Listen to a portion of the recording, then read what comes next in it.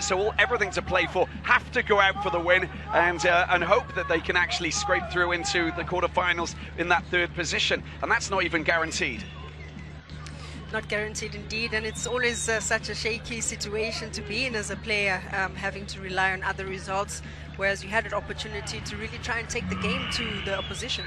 Yeah, strong defensive play against Nigeria, but not enough as they fell to a 1-0 loss against Nigeria.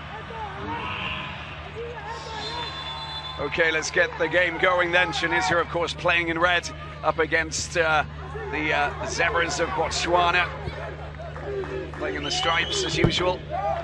Clearance, and not a bad one, just to bring the ball out to Khaled Houdley. Well committed. Going to be played at a frantic pace, of course, but yeah, she's very strong and solid player that will get completely immersed in the challenges, of course, like we saw in that game against Algeria. They played better against Algeria, but it was really defensively, you know, the game was played. And there's a stat that they don't really want to remember from this WAFCON, Tunisia, and there's both games they haven't put together over 100 passes, and that really is quite startling, really, for a team that's got themselves into this competition and this far. You have to be able to string a few passes, at least 5, in order for you to get control of the game, but also to create those goal-scoring opportunities. Nice work from Tola Khalili, and unable to deal with it. It's been diffused by Tunisia as they push forward, and the attempted through ball. There's a lot of, the sprinklers have got a lot of water out onto the pitch, so the ball does fly, but this pitch is fantastic. It's so sublime. It's great to be able to play on such a quality surface, don't you think, Amanda? Yeah, and I mean, it's a perfect surface for you to actually play the ball on the ground, try and insist on the accuracy of the passes. But of course, pass accuracy for Tunisia has been at 54%, mind you, and for the first game at 51%. So it's always just about the accuracy in terms of unlocking the defense, but also getting the ball into crucial areas. Stringing together passes as well. We just saw Kamel Sada, the coach of Tunisia, third appearance here for him, for former under-17s national team coach. Well, there's the ball, it's gone out, well, thumped forward, and has been picked up. The attempt to try and find a little bit of space to move through from Khaled Houdley, but a free kick goes Tunisia's way. As Molloy just gets caught up there. That was the arms going up. Botswana being vigilant over the other side. There's one thing that we do, you know, like about Botswana is they've got that physical element about it. Alex Maleti knows what he's got in his squad, and you know they managed to qualify for the quarterfinals in their first ever WAFCON, of course, in 2022, going out 2-1 in the last 8 against the hosts. Great ball over to the left-hand side, and an opportunity here with Radio Canio, trying to sneak the, you know, just slip the ball through to Tola Khalili, but doesn't happen, and a clearance being made at the back. Strong defensive work there, just to cut things out from Hao Fetoge. Trying to get my pronunciation right, just so that I keep the Botswanan people happy. Of course. There you go, very important.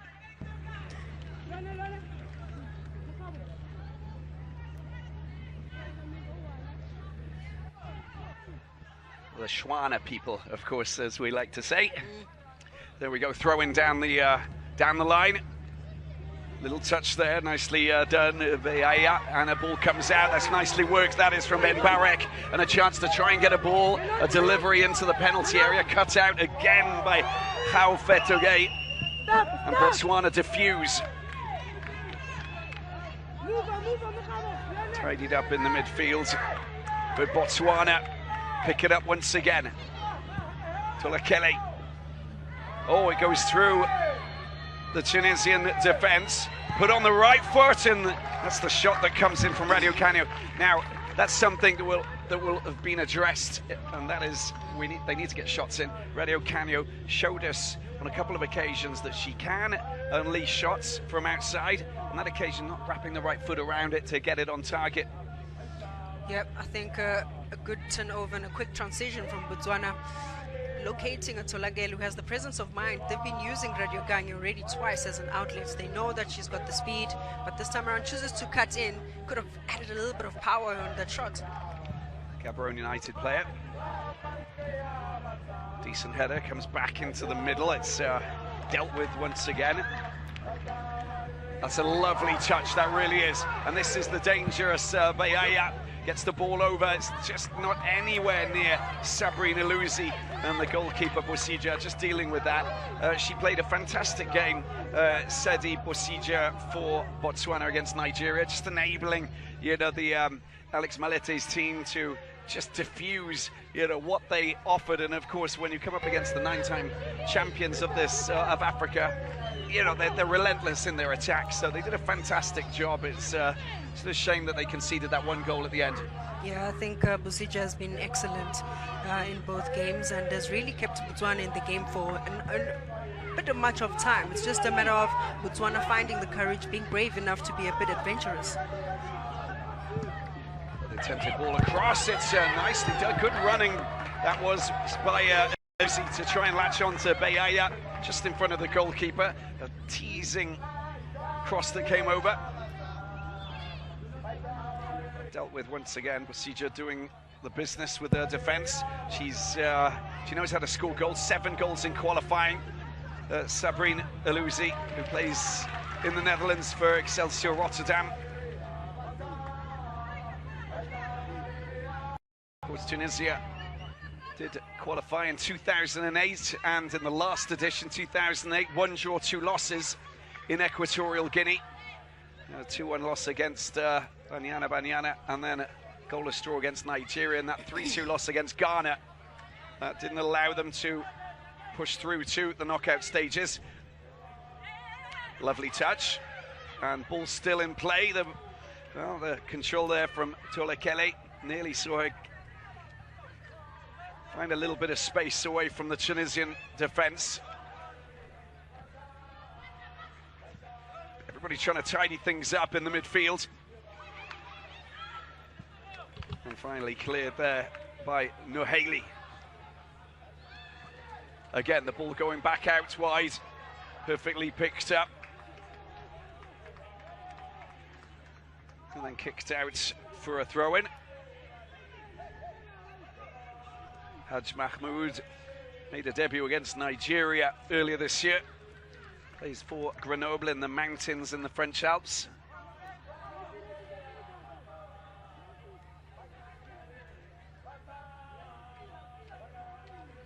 She's absolutely everywhere, isn't she? She's been given a little bit of freedom, I get the impression. Miriam Bayaya, the Auxerre player. There she is, tall. Difficult to deal with up that right flank and getting a cross in. I think she'll be used a lot more today than just sitting back in that, you know, right midfield, right back position. Mahmoud trying to loft a ball over towards any of the front players, but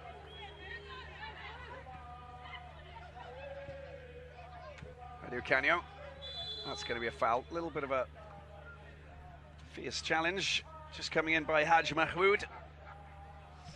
And I think we are definitely going to see this type of match where there's a breakdown of play, a bit of turnovers, because I think both teams sometimes really rush that pass, and it's always just about, yes, once you get the ball back, ball retention, you have to rotate the ball, be comfortable enough, and just stay in control. There's the high free kick coming over the top. Dealt with once again. Haley, Botswana, pick it up. That's a nice little 1-2. The chance for them. It's on the left foot. The shot, well, it's wide. But again, you're seeing more shots taking place in the opening minutes, and I think that's, you know, the flavour of today's encounter, because you have to. And, you know, I think with Ditebe just showing us that she can also shoot. It's not just Radio Canio and Tolekile. They have to be able to, you know, come together and provide their team with attempts at goal. Otherwise, you know, this is just going to end with both teams being eliminated. Yeah, and with the quality that Ditebe has as a left footer, she's got a very sweet left foot. She should really be in control and just get behind the ball and take a chance. Yeah. And that one touch just to get rid of her marker enabled her to, you know, just peek up at the goal and see that there was a chance, there was something on it. And I think that you nailed it there, Amanda, because you talked about just being, you know, cool on the ball, being in that position where you can make that touch and make that little gap just to give you enough space and time to actually think about doing, you know, something where it's going to be clinical and it's going to be accurate. I think just rushing it makes life a lot complicated. Going to be a throw in there for Botswana over on the other side. Got C down at the line. Header from Uni. And now Ina sending it right up and out of play. It's going to be a throw in once again. And Tunisia in a pretty good position here, just pushing forward.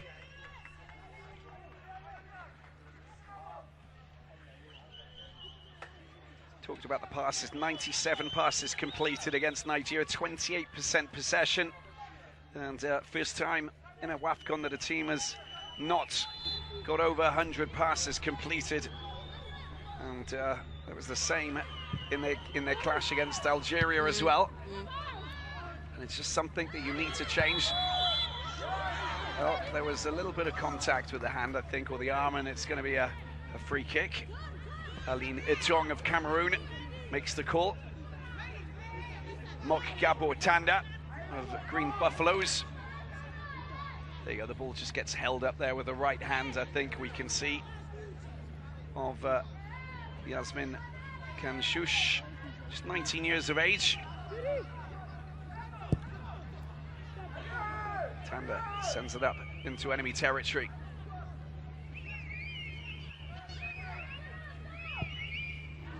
Well, it's a good idea, but if your front runners, if your players are pushing forward, and it wasn't the case there, and again rushed.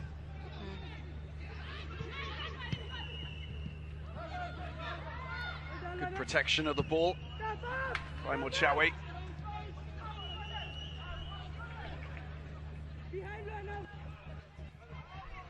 Nicely done from Tunisia. Good work there from Haj Mahmoud, and the ball goes over to the left-hand side.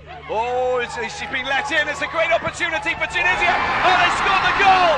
They have found the back of the net. That is sensational.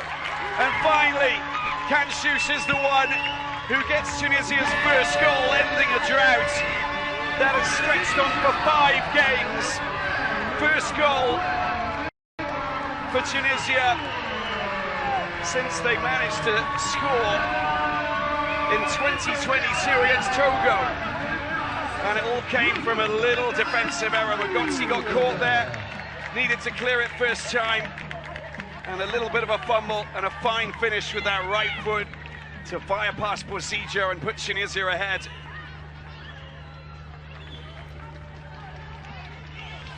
Yeah, nothing much Bozija could do in this kind of situation. Mkhotsi just caught with a big error that's costing the team at the moment. But of course, we spoke about the sprinklers just before the game kicked off, and that pass just took a nice skid off the ground, just really falling, unfortunately or unkindly, for Mkhotsi. But of course, that's where Tunisia are very lethal. Clinical finish. Well, that's going to give them plenty of confidence, but it's also going to stir up a little reaction, I think, from Botswana, who now have to push forward. They have to press. There's no sitting back now. It's going to be all out attacking. And, you know, I think that that's going to be the flavour rather than just parking up. It's a goal that's been scored so early on, and there's so much football to be played. Radio Canio gets the ball out to the right-hand side. Another good work with Magotsi. Strong defensive play there from Kanshush once again, 19 years of age. And goes without saying that's her first goal at Women's Africa Cup of Nations. She wasn't part of that team in 2022 that went through and lost out to South Africa, 1-0. Jermaine Sirposenwe was the goal scorer in that match, and that's what it looks like now. Tunisia on the cusp of qualification with this scoreline. Of course, we've still got matches to be played from Group C. Razio Canyo, Botswana. The through ball diffused at the back by Abassi. Lovely touch. That is top quality coming from Beaya. Like the way that she knows what to do with the ball when she's got someone just shadowing her. Lovely little touch. Yeah, totally different player from the right back position that she played against Algeria. All of a sudden she has that finesse, she has that touch to unleash Aluzi up front. Yeah, and playing in that role where she literally, I mean, I don't even know what position she's playing in. She is absolutely everywhere. I've seen her on the left wing. She's now back in the midfield. She was back in that right back position. Now she's centre forward. She's roaming freely as a second striker, which allows her to just, peel away from the defenders, find space, and playing just behind the central defensive midfielders. But she's also a big, she's tall, and, just having that height will be a great advantage. We know how important big players are, tall players. I think we've seen it, with the likes of Mama Diop and Gwenar for Senegal, but, it's going to be pivotal. That's an attempt to try and thread that ball through. It's picked up by Haj Mahmoud in the midfield. Nicely done. And Luzi out wide. Can shush again. He's got a fine touch on her. Gets the ball out wide. A little bit of extra support there coming from Uni. Not the right pass though. And diffused and dealt with.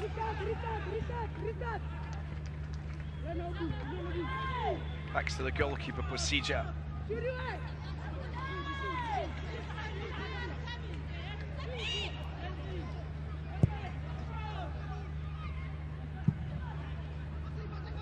Very strong Chema Abassi. Free kick it is. She doesn't like the back chat, Alina Chong. She's got to be a little bit careful, of course.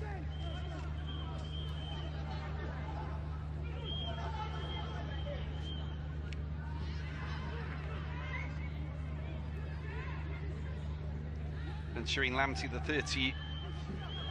30-year-old, that was the challenge there. Free kick, Botswana. Fired high into the penalty area. Not bad at all, the header. Well, again, you can just see they're all coming back. Eluzi and Abassi, Aoui now, they're all in position, making sure that they're ready for a quick counter. But a decent header at the back. Another delivery, this is not bad from Botswana, taken well by the goalkeeper. Jabraini coming to the rescue. Needed to have safe hands in that situation. But good delivery there coming from the right-hand side. You can just see that it's put on the left foot. This is what Ditebe does really well. On the left foot, a good delivery, just waiting for a striker lurking up front just to destabilize the defense and the goalkeeper. And Shusha on the left-hand side. It's hit high over into the penalty box. First touch was brilliant. The goalkeeper needs to come to the rescue, and look at that. Battling there from Aluzi. He's getting in between the defender and the goalkeeper. You need to make sure that that is just, called upon, pounced on, dealt with at the back. Otherwise, you know that Aluzi will be there, ready to pounce. A justified starting berth for Aluzi, who's caught offside in that regard, I think, for me. But, of course, a foul. But justified starting 11 for her to come into the place of Hawij. I think a much more mobile striker, and that's exactly what Tunisia need. Yeah, definitely. You need constant movement, I think, to just outfox and puzzle the Botswana defence. She's very much, the right option, scoring goals at go-go and qualifying and putting herself in a very good position here by, just those good running lines. She'll always chase everything, and even if it's a half chance, she'll always go for it. Yep. Sija. Botched effort there. Tulakele doesn't see that there's no one out to the left-hand side, otherwise that could have been good. 52.5% possession. This is 47.5 for Tunisia. Very even at the moment. The attempted touch just to flick the ball out wide by Ben Barrack doesn't fall to a teammate. Haj Mahmoud into the midfield. Oh, again, got to make sure that you don't miss the ball like that. They will pounce every time. They are waiting to just jump on that. Again, the surface, I think that the water really has had an effect on the surface and the interpretation from the players with the bounce. Yeah, it just demands a better timing on the ball. Just allow it just to take the bounce and control it. Once again, they're not showing that calm and composure on the ball. It always seems, everything seems to be rushed. Lovely work over on that right-hand side there. Ogotsi doing brilliant stuff.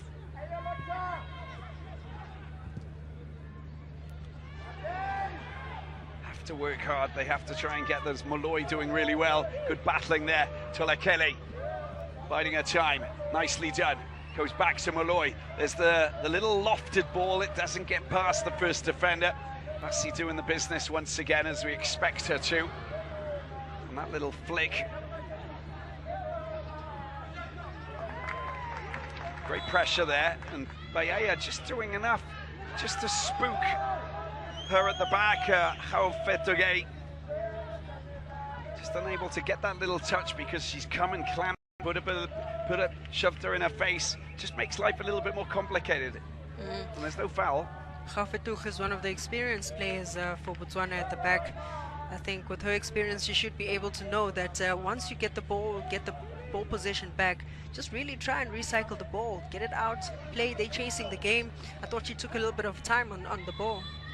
Yeah, it's also up to teammates to move into space and make themselves available as well. You know, it's we always talk about, as Radio Kanu, we always talk about movement off the ball. That was a little bit of contact, and that little clip, sometimes that can hurt so much on the foot, on the ankle. You know, we've all been there before, hence the reason why a little bit of protection around the ankles doesn't hurt, but sometimes it's around the back or on the side. Oh. Yeah, ankle, Achilles, and the toes. That's why they say football is toes. Because of those studs that just go on the toes. And it happens so quickly that you don't really get the impression that there's anything happening. But those studs, yeah, they can leave a few, you know, marks. Tram lines, as we like to call them. It's a great opportunity, this is, and we'll see what's on offer from the delivery that's going to come over from this left side.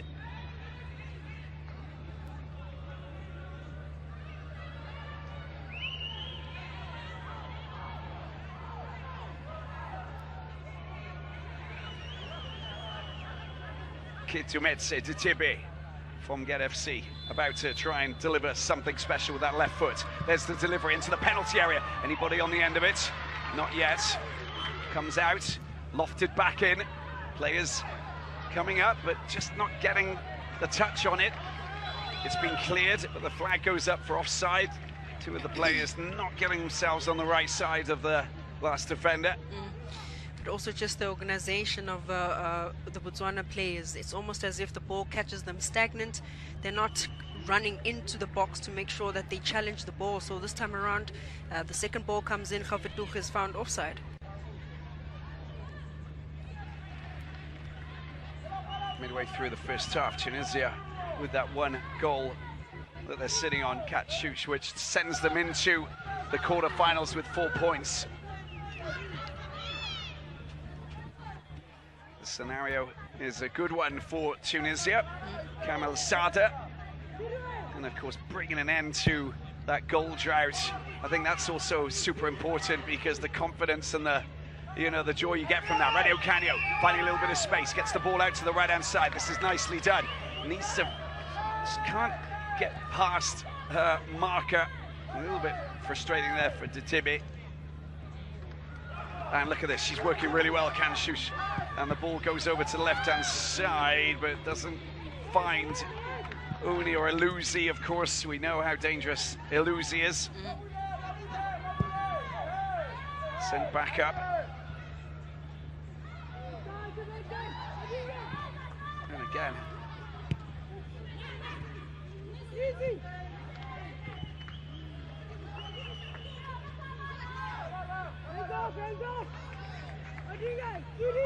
Controlling the ball a little bit better, Tunisia in the midfield, just working it, finding the player in space, getting that extra pass in. There she is, Bayaya getting the ball out, there's the delivery coming over, need to deal with this. We know what happens with the last scramble at the back, a little bit of loss of control, and she bounced, Kanshush. Good control from the Tunisians, changing the point of attack, really coming down this wide right side, but also they're giving the width, they're giving options in and around the person who's carrying the ball. I think that's probably the main reason why they're pushing themselves deep up into enemy territory. Whoever's got the ball has at least a couple of options, turning around, good control, and then afterwards distribution, and it just makes life a little bit more complicated for Botswana, who are not really doing the same thing. All thumped away. Player down. Challenge, free kick. Tanda just going in quite hard, and the referee Alina Tuong quick to respond. And Eluzi. Yeah, she's proving to be a handful there, going up for that aerial duel. She didn't need to do much. For her, she's aware of where she is. She can draw a foul, and all she needed to do was just go up and compete. Yeah, and I think just to you get yourself into those challenges. A lot of the time, defenders have a point to prove. Bigger, stronger. They want to flex their muscles a little bit, and and just leave a scar on the ground of when they go in for those clearances. And the fact is, they get over the forwards because they want to knock them out of the way. Fouls are committed sometimes. Yeah, and I think if it's a 50-50 duel like that, sometimes we were taught that you just need to stand your ground, force them to play the ball back. There's absolutely no need to draw a foul, because a set piece in that crucial area, you could be punished. Definitely. Free kick, Tunisia. Well, she's going to go for the shot. She goes for the shot. It's gone high. Not ideal. A little bit lackluster. I thought that maybe she just needed to. She just looked a little bit too relaxed about that, right? And that she didn't follow through with the shot, with the strike on contact. Not leaning over the ball as well, not much power, but it would have been interesting to see if she got that on target, just to force another of those prolific saves from Basija. That's true. There we have shots on goal, one. They only got, Tunisia got one shot on goal. It's Eluzi chasing everything. And it should be a lesson that Botswana should take from the Tunisian playbook, because you push the ball forward, you hit the balls up in the air, away from the defenders, and run onto it. Force the defenders to have to turn around, to think twice, to understand how to deal with the bounce on this surface. Create more issues. They haven't really done that. Yeah. They're still trying to take the ball to feet and get past the player on a one-on-one, rather than, just putting the ball in space and then having players run onto it. I know sometimes you're always encouraged to just be on your bike. Rajaganya with a brilliant turn here, but also drawing a foul. It is encouraged that once the midfielder gets on the ball, you are on your bike, but you have to anticipate, read the situation, drop a little bit deeper to collect, and then maybe just spin around and have those combination plays. And Botswana are capable to do that. They definitely are. Picked up, tidied up. Good work, Radio Canyon. They got a bit of time on the ball. Let's see what they're going to try and do. It's hit high. A header into no woman's land, and picked up there by Jabraini. No issues at all. Communication between the forwards, a couple of things that need to be addressed. Just if Botswana really want to get themselves in that dangerous pocket of space and try and test Jabraini.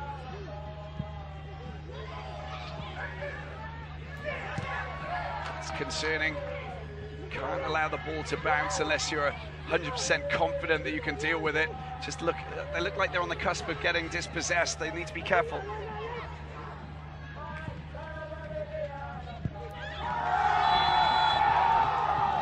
Well, there's going to be a yellow card coming out here,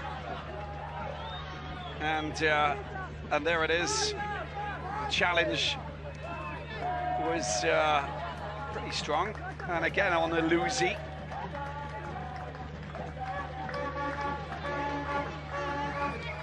Well, as you can see, it's Gaufetere who gets in the way. And I think as a coaching point, once again, There's no danger where Bahia was.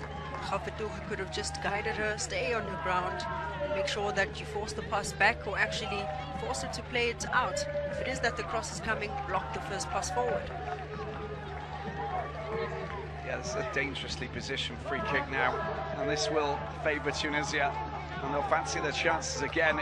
I'm sure that Kamal Sado is like, yeah, we get 2 goals in this first half. You know, in a very good position to push forward, and they know that 4 points, you know, is the target. 3 not guaranteed. Senegal at 3 points, so they'll move into one of those 2 places. They'll definitely go through with 4 points. Yeah. Well, Sabrina Eluzi will be looking to try and pounce on this. Let's see where this free kick goes first of all.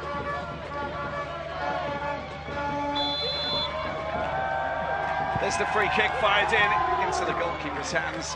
Not an issue at all. Well, Kanshush was waiting to pounce on that as well, but Sarah Ben Barek with the right foot, of course, trying to sneak it in front post. Yeah, you get the idea of what she was trying to do, getting the ball over the wall and to dip just in time. Procedure.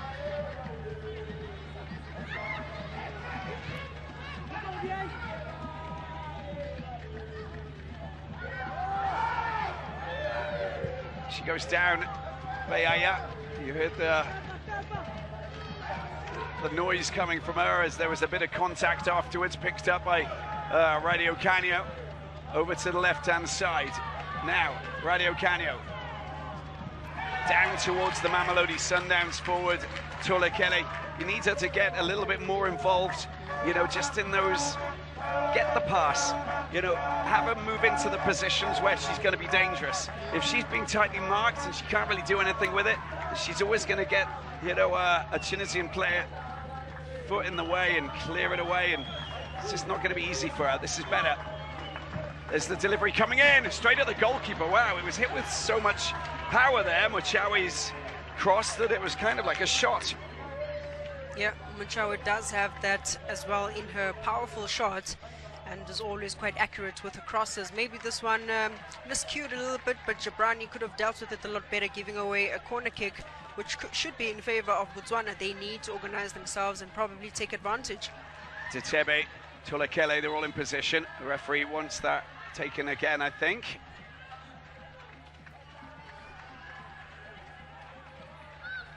"32 minutes in. Yasmin Kanshushov,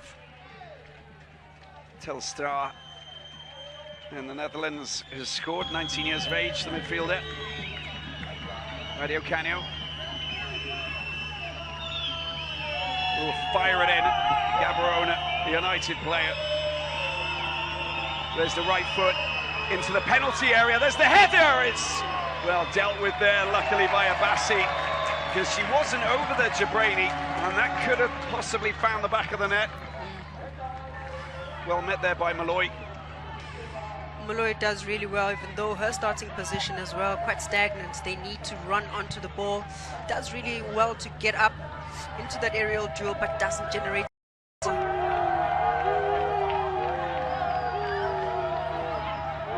Sija.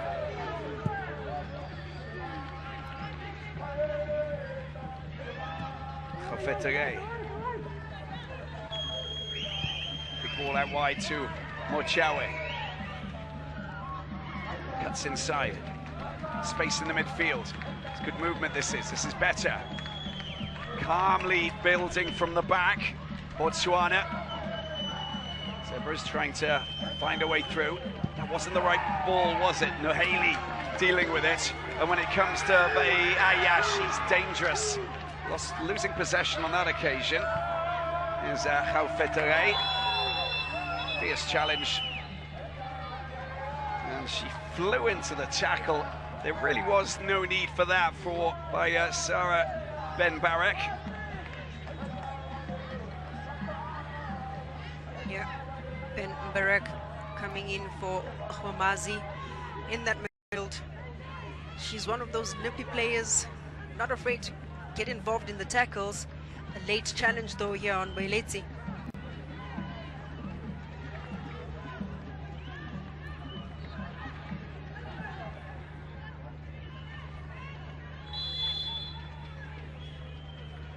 Free kick it is, and there's the delivery lofted high into the penalty area.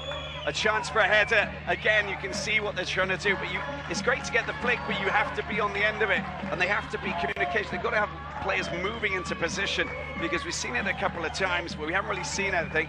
Well, Gabotanda getting the flick, but there's no forward moving into that position like Tolekele Tibi. Yeah, it has to be coordinated.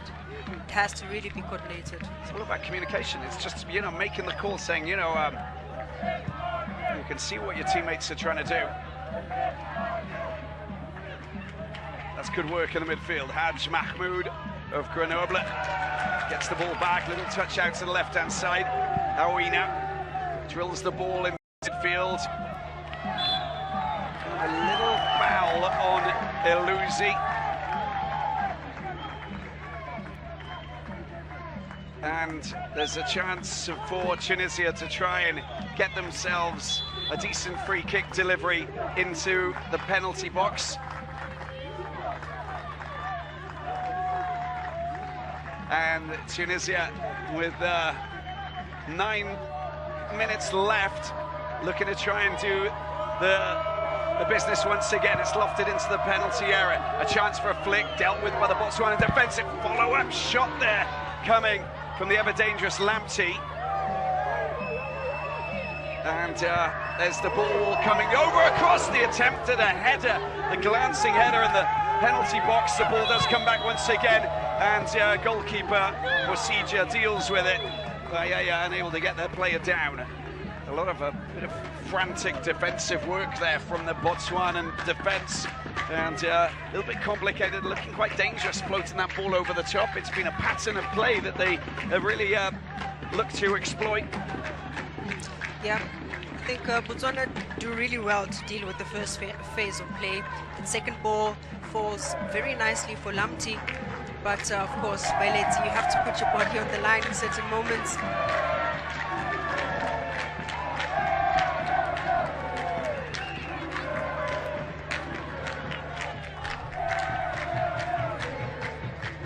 Well, it just gives the players a chance to just get a bit of water. There's Ben and Barek.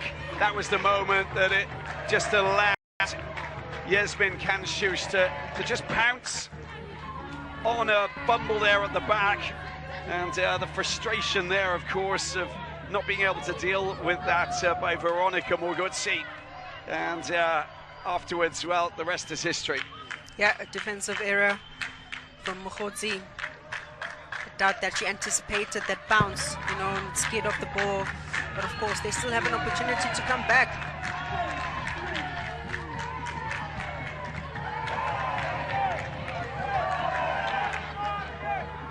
It's so funny when you actually see the effect of having the sprinklers on the pitch, whereas then we go 3 shots to 5. So it's quite an entertaining game, and I think this is we haven't seen the last of Botswana, who we know will work really hard to try and get that equaliser in the second half. But the scenario is that they have to push forward, they have to start spray some shots. That's a good one too, and an opportunity to get the ball at Radio Canyo, working a magic down the left-hand side, drilled in and drilled away, and picks up there from poor control by Baea. Nearly let loose was Elusi. Radio Canyo again. Looks very composed on the ball. You need to use those players. This is better. Like the way that Botswana play when they actually move off the ball, take the pass, move it around, construct. This is much better. But you can't, those half-hearted, the short passes, that's, when it just breaks up some wonderful play. Good opportunity. That's a good shot. Rasping drive coming from Radio Canyo. The Gaborone United player does produce a fine shot from distance.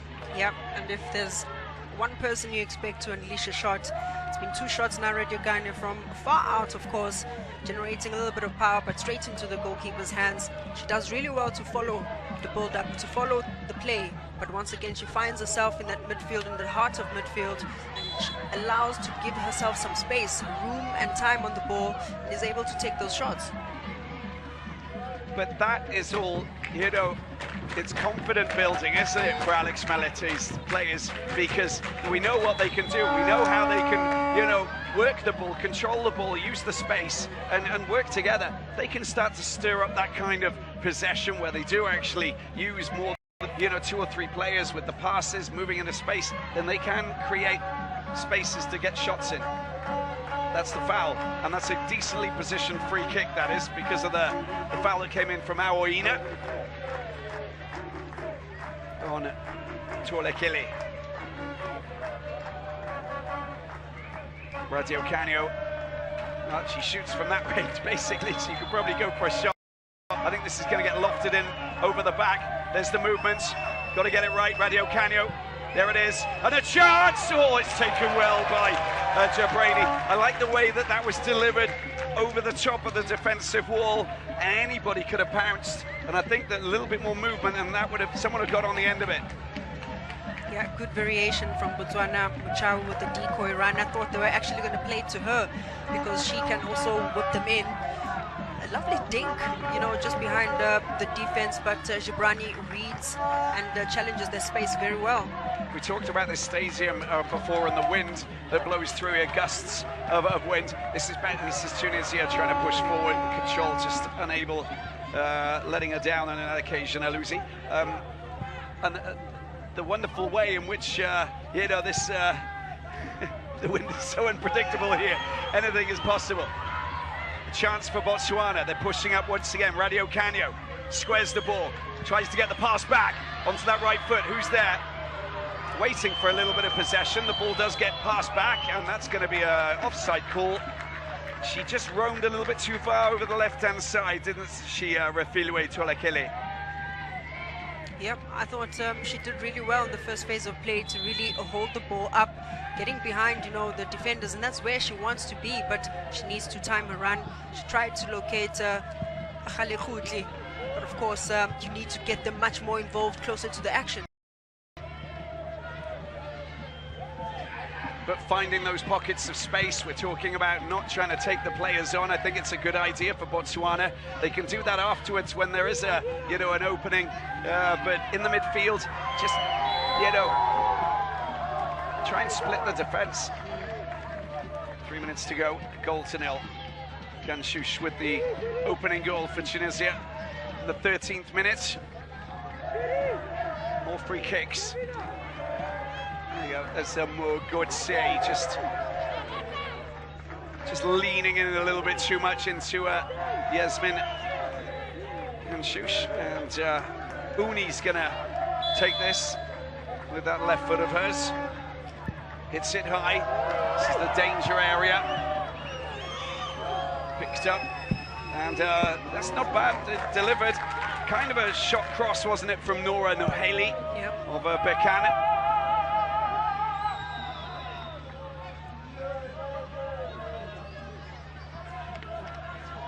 Got to push forward, use speed as well, just to get them already into position. Mochawe. Batesy just moving into this left-hand side. A little bit of extra support as they try and find inroads. Mochawe. Oh, no, Haley doing really, really well, but unable to pick that up, Beaya. And you can see that Nancy Baletsi down on the ground. A crisp challenge coming from the Tunisians. Kanal Sada will be happy with this scoreline, but it's not done yet, is it?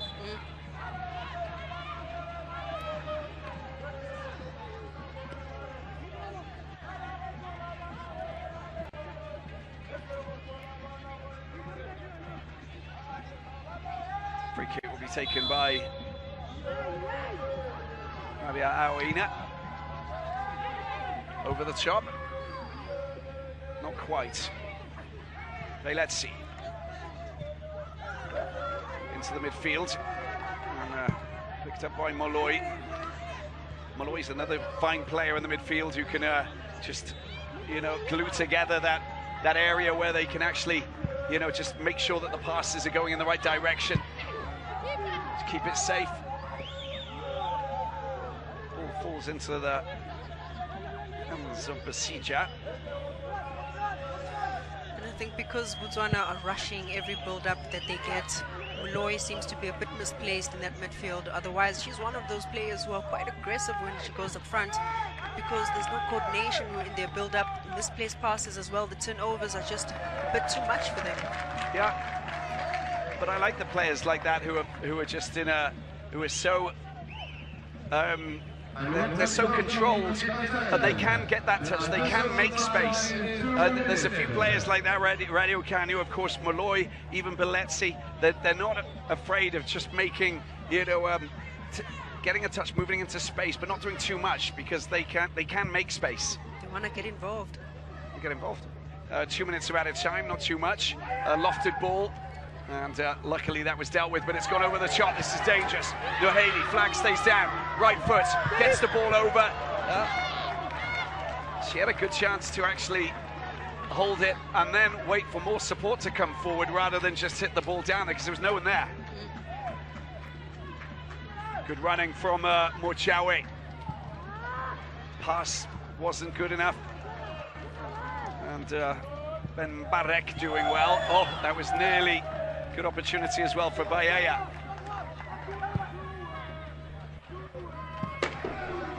Picks up again, and the danger. Well, onside position, and the whistle's been blown. And now Oina with the challenge, and you can just see that Lone Halfetre has gone down, and she's receiving treatment. And I think the card's going to come out as well. I think this is one element or part of the Tunisia game that they need to almost limit. Against Algeria, they had a total of 13 fouls, and sometimes it's just unnecessary fouls where I think an experienced player like Oina can just really track. She's run up so far in the opposition's half as a centre back. All you have to do is just force them back. There's absolutely no need for it. Well, a little bit peeved with the decision, but the decision, when you put your feet in like that and the studs are up and it's a dangerous play, that's going to be recognized by any, decent referee. And Aline Etong of Cameroon is doing a top job. We've gone past the 2-minute mark, and so Lone Haufetoge is getting a little bit of treatment.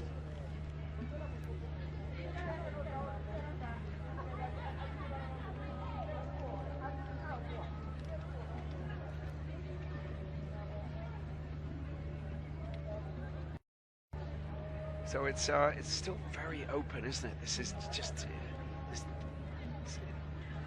there's nothing done just yet, and Tunisia will know that this is not a done deal. And the fact is that they have scored that goal, and they probably got rid of a lot of stress and pressure that they've been that they've had coming into this moment in this competition, having not scored since the goal against Togo, of course, all of those years ago.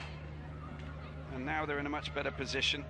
And of course, it was Mariam Houij not on the pitch today, but she scored that goal against Togo after 17 seconds, her quickest goal in the history of WAFCON, and in that 4-1 victory back in 2022, in the opening game, of course. 17 seconds. What? Okay, I'm going to put you on the. I'm going to put you in the spotlight now. What was the quickest goal that you scored in a game? Come on, Amanda, tell us all. You are indeed putting me on the spot here, Robbie. We'll come back later to that. Okay. Tander's pushing up forward, but unable to pick that up. This should be one of the last plays of this first half. We've got broody clouds over this Père Stadium. No chance of rain, but it's a perfect temperature.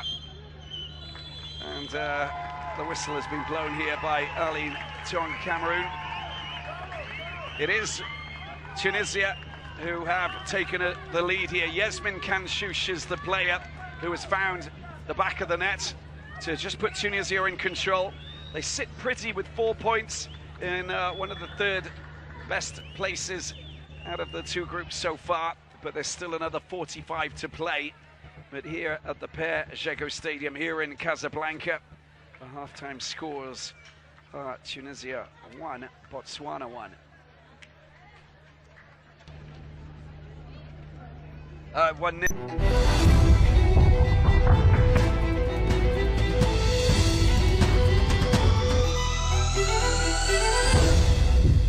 This is the NFC TV. It's a special edition of LSE. Yep, it brings you the latest league news and highlights. All FC could not stop smiling. Across goal, Lewis. From insightful analysis and interviews. Glorious, glorious Liverpool goal. You've announced your retirement from football at the end of this season. 7 years with Liverpool, 5 of those as captain as well. Here at the Premier League. Catch all this epic action and updates everywhere for everyone on SABC Plus and SABC Sport. Proudly brought to you by SABC Sport. 60 years ago, I embarked on a journey to understand the places and the people of this amazing planet we live on. But time moves on, and so do we. Now I'm going back to see what happened to the places and the people I used to know. All these years later, what remains of the wild places? Is there still time for us to make a difference on this small planet? The longest snake in the world.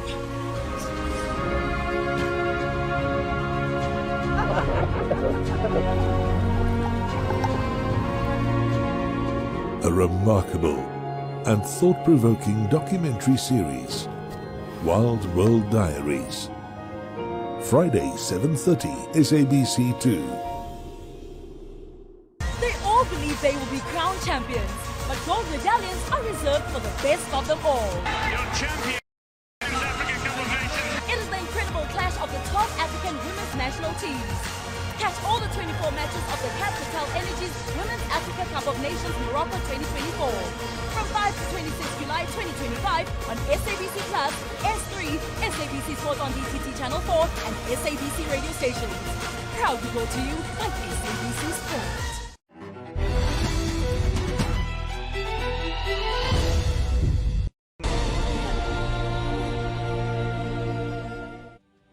One goal, 2 matches have been played in this, the final matches of the group stages. If you're just joining us, we're showing you 2 games. We're showing you all the highlights of both matches in this 45 minutes that have been played for 2 matches. Nigeria versus Algeria remains a 0-0. Let's perhaps start with the stats of that day game. A tighter game than what we would have thought.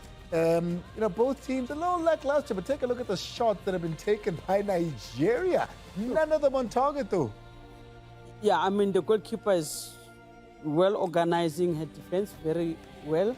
And then what I like about this Algerian team, they know how to close this Nigerian team by not giving them enough space to shoot. And then the goalkeeper is always well covering as a line of defense very well, and they're communicating very well. That is why now Nigeria, they don't know what to do now. They're trying to take the ball back and try to rotate and try to overload Formato isolator, but they don't get that because this Algerian team is very well structured. Well, let's take a look at some of those moments here in the CAF Total Energies Women's Africa Cup of Nations last group match. This is Nigeria versus Algeria. The attacking there from afar of that Algerian team. Doggy, talk me through that one. Yeah, well, I don't know whether it was a missed kick or she was trying to score, but good positioning by the keeper because when a VAR there, if it went over the line, it would have been a goal. But again, looking at those stats, they are a true reflection of the game. That's the only shot. When they say that's shot, the only shot. That's the only shot. That's the only shot. So that's the reason why I'm not sure. They got crosser or they got corner. But no, it's true. Surely you cross that. A cross? A wayward one. Okay, let's define a cross. You cross the ball in order for a player to connect. Let's go to the next moment. Let's go to the next moment. This kick and cross, maybe a shot on target. 23rd minute here. 24th minute there, we see a save there This is one of the 11 that were attacked on. Not a lot of them on target here, but this was definitely one of them. And not too far. Not too far, but the goalkeeper is always the bravery in front of the defenders and the attackers. And then she knew that ball she needs just to flick, pair it over for corner kick. Because if maybe she punched that ball, it was just goes straight to the opposition and it over a rebound. Yeah. So the way this goalkeeper, she's always, performing for me. I'm very happy for this Ngazi. I think Ngazi is a very well experienced player, because that tip, it's a save and also avoiding second phase. By pairing it back into play, it would have gained advantage for Nigeria, but he was too smart. He paired it over the bar because it was a very dangerous one. So she was crowded, but the thinking behind the whole thing, unbelievable from Ngazi. 45th minute here. We're still in this Nigeria versus Algeria match. Nigeria statistically have dominated this. The closest they came perhaps here. The defense has not helped her. You speak about Gazi and how great she is at organizing a defense, but they've had to do a lot to pay balls away. The little short passes they try and use to get rid of the ball in that box, not very effective. Yeah, not very active, because look at the bodies of Algerian players. They don't just give up, they go there. Unfortunately she managed at least to use, just dispossess the ball. Because otherwise, Ngozi was going to score that goal, honestly speaking. But that tip, just to disturb that striker, it worked for them. Because she didn't expect that ball to just bounce and then I control like a ball under pressure. And everybody's there. And then the goalkeeper is there. There's no space. Yeah. So if you play against a team like Nigeria, make sure that you don't rush to score. Because Algeria, what they're doing, how about win a ball? The minute in the attacking third, they don't care. They just send one player and then everybody stay behind the ball. They drop in the midfield, waiting for Nigeria to come to them. Capital Energy's WAFCON currently on. It's the Women's Africa Cup of Nations Morocco 2024. 2 games on at the same time. It is the last of the group stage matches. Tunisia versus Botswana is the other one. Total shots, 6 for Botswana, 4 for Tunisia, but on target, 1 for Botswana. Doggy, they've got 58% of the position. They've got more of the shots. But if you've been watching the game, you'd ask, hey, man, these stats, because it doesn't look so in play. Yeah, I know. When you look at the possession, it's a possession that doesn't hurt Tunisia. It's played within their half. It doesn't hurt Tunisia. And also with the goal that they conceded, it was a very costly mistake. But then I must give it to the pouncing player who's putting pressure there, and with the finishing. Unfortunately, Veronica Mokotsi there, she should have known better. It's either you control the ball back into the keeper. If you look at it, there, you can't control the ball inside because the Tunisian is pressurizing inside, and there it is. It's like you're controlling for him in order for her, then she's finishing. Safety first. So it's either you clear the ball or tap it to the keeper for the keeper to clear it. But then, unfortunately, it was a costly mistake by Mokotsi there. Haj Mohammed makes sure they scores that one. It's 1-0. What does this mean, though, Coach Anna, for what the group looks like at the moment? So as it stands, Botswana, we already know they're out of the competition. Yeah. Tunisia, Algeria, Nigeria. Nigeria would have 7 points from their draw. Algeria would have 5 points from it. Tunisia, still not enough, 4 points. I think Algeria needs just to keep the game as it is. Yeah. Paska allow Nigeria to score. Because look at Tunisia. Tunisia is a very good team. They have this Nani in the midfield, of which number 6. Always is doing pressing. That is why she came with that assist the goal. So if Algeria stays like this, and then I think the score will end up like that, because they've got nothing to lose. Algeria. It's a very compact team. They don't want to lose anything. Nigeria, they are frustrated, as you can see. They had 11 corner kick, 9 shot-at goals. Yeah. But none was like dangerous, whereby I can say Ngazi, that she was well beaten. So if they keep the score like this, I think Algeria will qualify, and then for Tunisia, they just need to score second goal, I don't know, but I don't see them. So, Ushuguti, Masipege, so with Nigeria, obviously, they've qualified because they're playing Zambia in the quarters. That is their next game. I'm not even shy to say. Water. We're still going there. Let's take a quick break. When we come back on this, and of course, we take a look at the second half of both matches. What changes could they possibly imply that could change the game?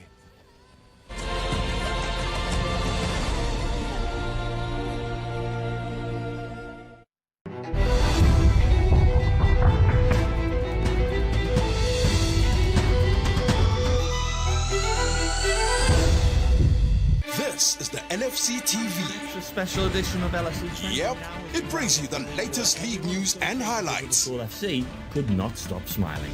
Across goal, Lewis. From insightful analysis and interviews. Glorious, glorious Liverpool goal. You've announced your retirement from football at the end of this season. 7 years with Liverpool, 5 of those as captain as well. Back at the Premier League.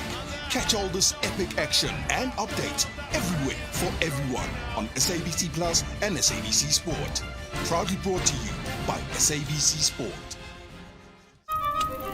60 years ago, I embarked on a journey to understand the places and the people of this amazing planet we live on. But time moves on, and so do we. Now I'm going to what happened to the places and the people I used to know. All these years later, what remains of the wild places? Is there still time for us to make a difference on this small planet? The longest snake in the world.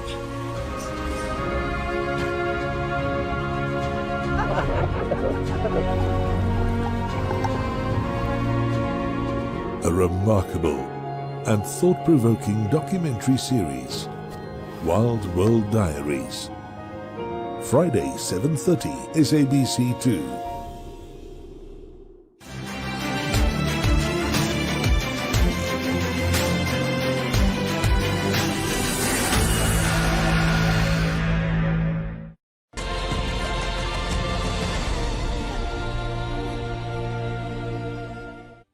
It's the CAF Total Energies Women's Africa Cup of Nations Morocco 2024 Group B matchups between the superpowers and the underdogs. That is, of course, Nigeria versus Algeria. What changes do we make? We do know that the bulk of what is known as a starting 11 are sitting on the bench, and that's why you'll see a player like Oshewa sitting on the bench. What do they do differently, Togi? I think what they can do now differently, they've seen option one, which is giving the fringe players an opportunity.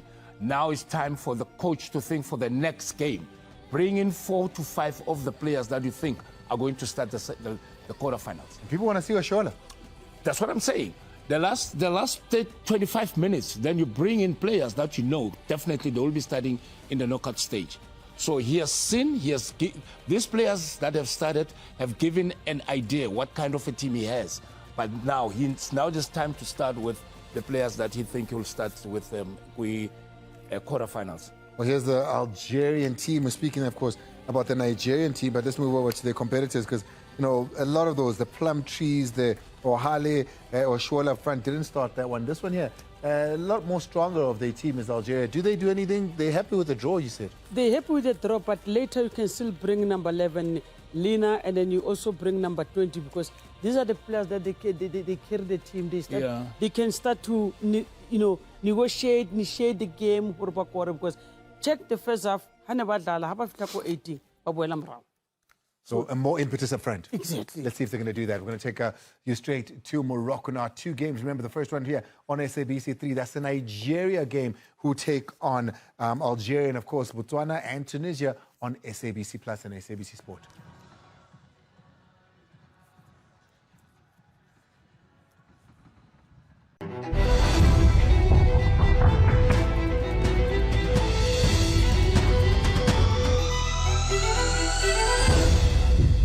SAFTA award-winning reality show The Tastemaster SA is back every Tuesday evening at 7:30 on SABC 2. they hit, it's tense. The ovens are hot, but the competition is even hotter as 10 culinary talents compete for over 200,000 Rand in prizes. Oh, you can feel the palpable chaotic energy. Watch as they take on weekly cooking challenges and present their best dishes to impress celebrity chef Zola Nene. The pressure is getting worse. Clock is ticking. They're all hungry to win, but only one will taste the title. Oh no, the situation is unraveling. I am panicking. Oh, the time is going.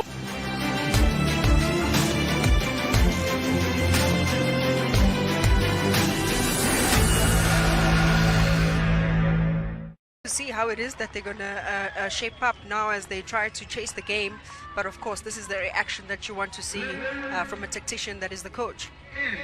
Yep, there we have it. Jarania Diwe on La Metse of Gaborone United coming on.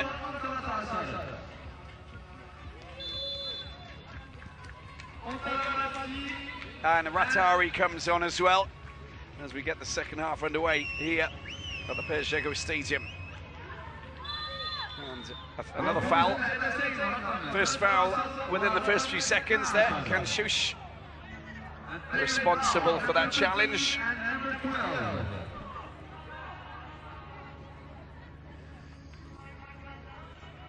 Rathari coming on. She plays for Gaborone United as well. I mean, stockpiling the Gaborone United players within this squad. Alex Malete thinks that maybe that synergy, the chemistry between the players can help them out. There's the high ball coming over, dealt with fervently there by Abassi. Picked up once again by Hau Fetere.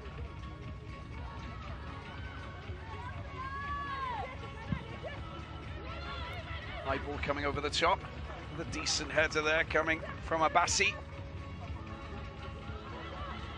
Well won in the midfield. Botswana pushing it forward. That's a lovely touch. Botswana with a chance. And, well, you can see that it was, of course, the ever-dangerous Betsy, who's just come on.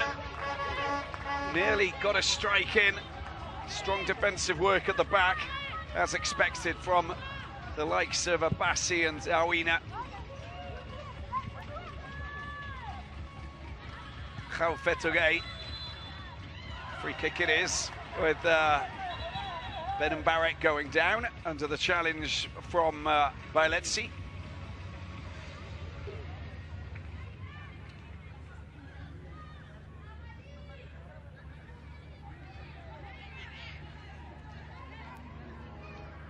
It's just clumsy when you go in like that, isn't it? Sabrina Luzi just turning her body. She's never going to go and latch onto that. She'd already committed herself, and you're just going to pick up, give away possession.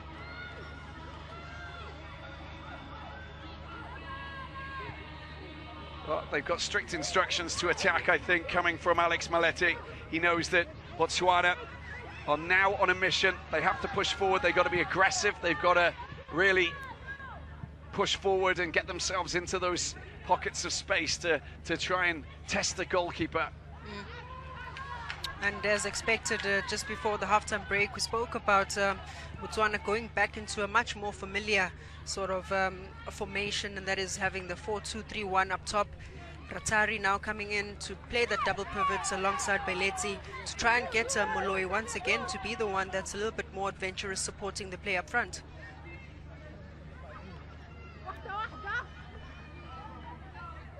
Getting a bit of possession here, Botswana.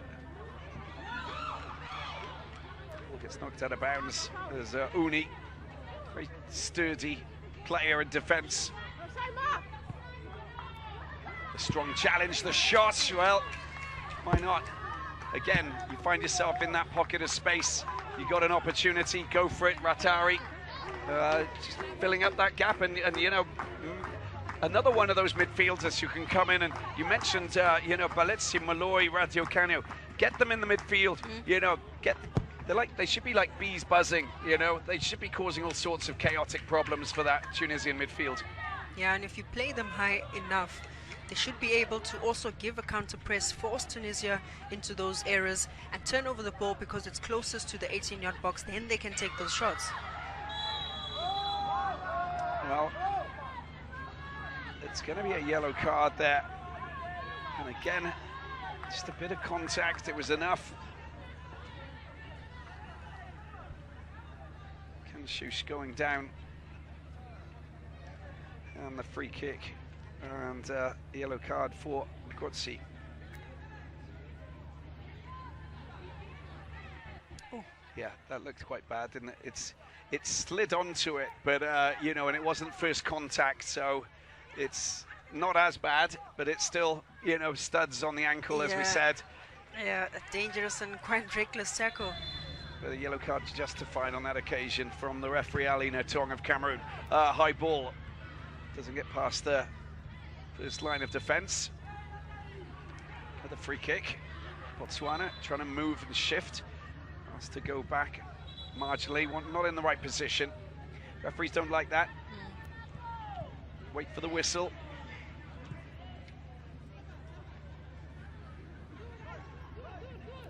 Attends le sifflet, c'est clair? There you go, that's wait for the whistle. Is that clear? Oui. I was lip reading. Oui. Manda Dlamini speaks languages other than, you know, well, I mean, you know, I know that you speak 3 or 4 languages already, but do you have French? You do. Here we go. Mais oui. Ball over to the right-hand side. Here is Tolakele into the penalty area. Anybody there for the shot? It's picked up once again. Got to get the shot in. It's been teed up. That's not in the right direction. But just leaning back and firing it in. There's the delivery once again. Dealt with by Uni. Long-range shot. It's driven wide of the target. Botswana again with an opportunity. Ratari with the last shot. And it does take a touch, so it's going to be a corner. Yep, Ratari with an immediate impact as a sub coming into the second half. She takes it very well on the half volley. Another corner. Tunisian bench, watch on it. Less than 30 minutes, less than 40 minutes to play before we find out who will be going through, potentially from this group, alongside Nigeria, Algeria. There's the delivery coming in. Referee not happy.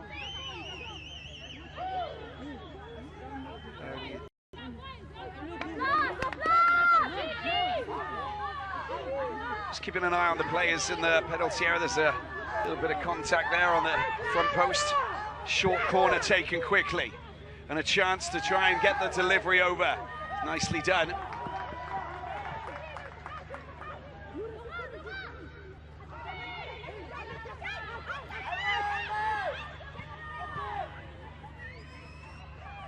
Mochawe comes over to the right-hand side. Kept in play, nicely done. Lovely little touch there, an opportunity to get the delivery over, potentially. Let's see what happens here. It's there for the taking, needs to get a shot in. Put on the right foot, over to the right-hand side. There's the delivery once again.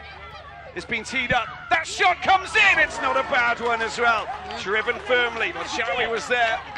She couldn't get it down low enough to really concern Jabrenu. There's a problem with her back. There's the shot that came in from Ratari finally. Yeah. It was actually Mochawe, sorry. Yeah, Ratari, but still getting involved, takes the first shot.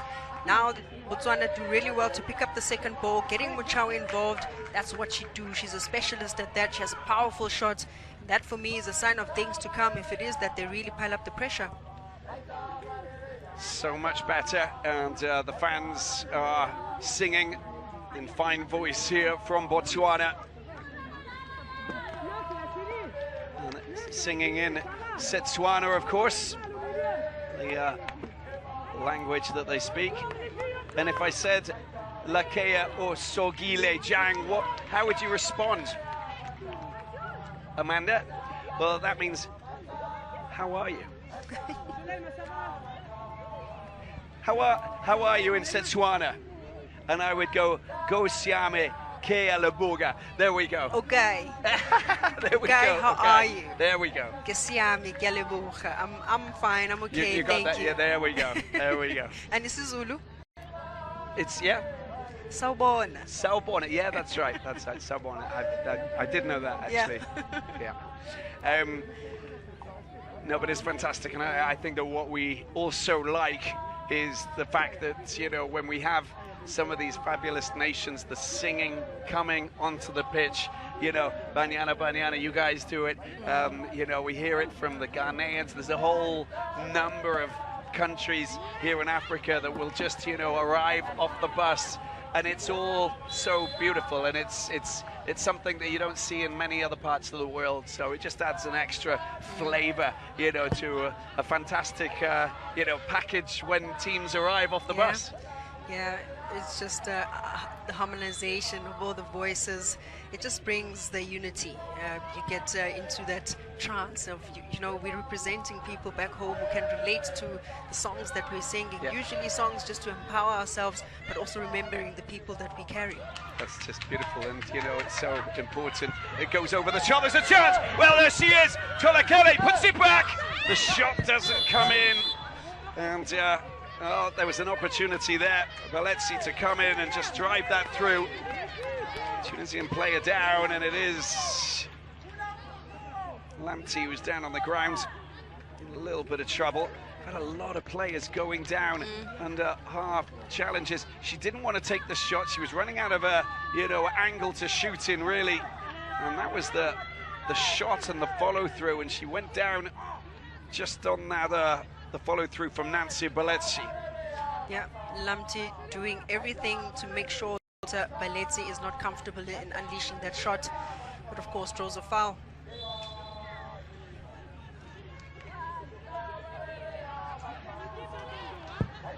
Ten minutes into the second half, Botswana raising their game.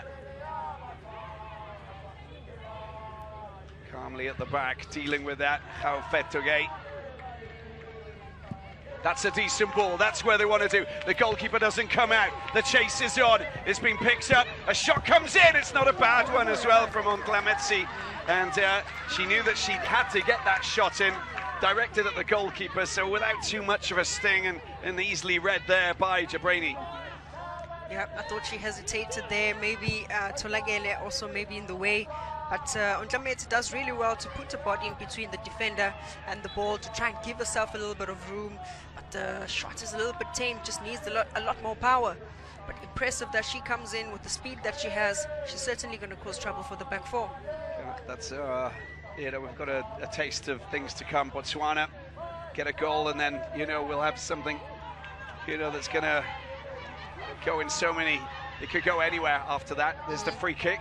And look at the Tunisian players racing back into position with the referee giving the ball back to Botswana. Advantage being played. They had possession before. The attempted flick there from Tulakili goes out of play and will be picked up. She hasn't really had too much space to roam and do what we know she can do, the Sundown striker. She is lethal, she's dangerous, she can score goals. And I think it's so good to see her back at WAFCON, this edition of WAFCON, after a very serious injury she suffered while she was at Mamelodi Sundowns. A couple of months out, but it's good to see her back in full fitness. Yeah. Nice charge, Baletsi does really well down this right side. Waits for runners. Little touch, just enough to stop her from racing through. Kanshu's doing the business. And Mogetsi will take this throw. Nice touch, nicely done. And a decent delivery. That's a good ball over the back there. There will be raced onto. And picks up. The touch just not good enough, I'm afraid, from Mochawi. Otherwise, that would have been a little bit different. And Tunisia with Beaya, who's playing it right back a little bit more now. She's roaming and wheeling around the pitch. Has seen her finally go and settle over on that right-hand side. I think they realised that, you know, there is a threat, more of an attacking threat, coming over on that far side. Now that they've got Ontlametsi come on. Baletsi. There you go. Calm passing, cool passing. Yeah. No need to rush. Not the right pass there. Tunisia pick it up in the midfield. Oh, there's a little foul there on Lamti. She's the playmaker, Lamti. When she starts to go on one of those surging runs, you know that there's trouble ahead, because she can weave. Yeah. Get past the player on the one-on-one. She's got a nice touch as well. Outstretched leg from Mogotsi. Yeah, Mogotsi needs to be really careful. She is on a yellow card, so she needs to thread really carefully.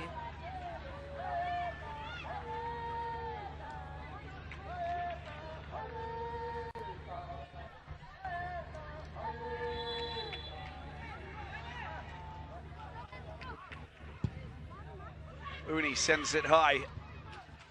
Dealt with at the back. But only as far as Kanshush.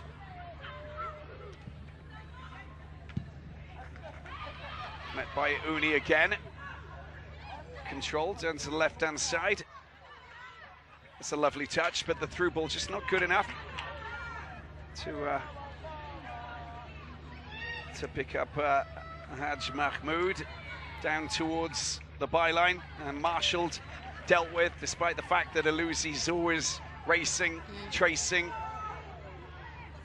and trying to pinch and poach the ball back. Comes out wide.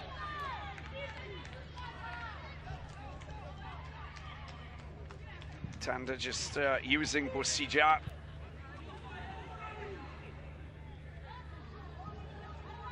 That's Mahmoud over to the right-hand side. Bayaya. Wasn't ball to feet.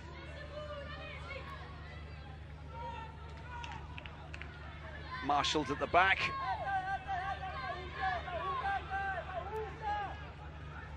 So much space for those midfielders from Tunisia to roam.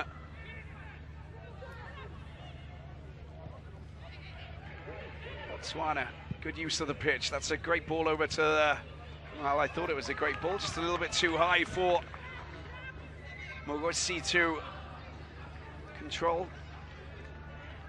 The idea was good. Maybe a flat pass on the ground would have been the ideal situation, just a couple of meters in front of her.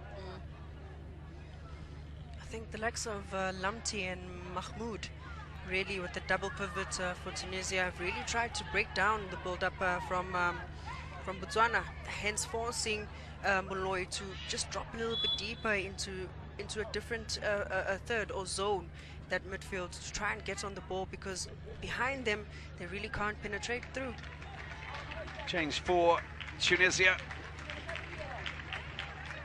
and Nohaili goes off, and she's going to be replaced here by Sabah Sheikh. Started against Algeria in the midfield. 22-year-old who plays for AS Can. Out wide to Kanshush.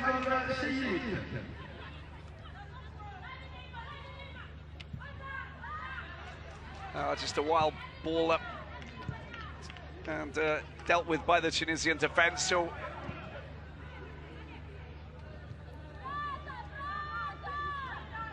picked up by Botswana, trying to move things. 61.5% possession for Botswana. Now it's better, it's opened up. Botswana on the attack. Not the right pass, not the right touch. A little bit rushed, they had options. And look at Batesy on the right-hand side. Beletsi should have been a player just screaming for that ball just in front of her. She would have had acres of space to tee something up and shoot. Molloy choosing the forward ball, the defense splitting pass, but the weight of that pass just catching Tolagele behind. Free kick, another one.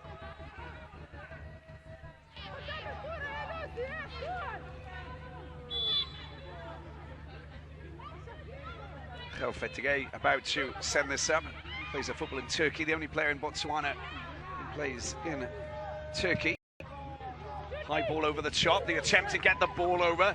Well, I didn't think she thought that it was actually going to come her way, Radio Cano, because otherwise she would have committed herself to that and, you know, steered it in the direction of a But maybe she was blinded by the fact that she had one of the bigger players from this Tunisian side in front of her, Bayaya.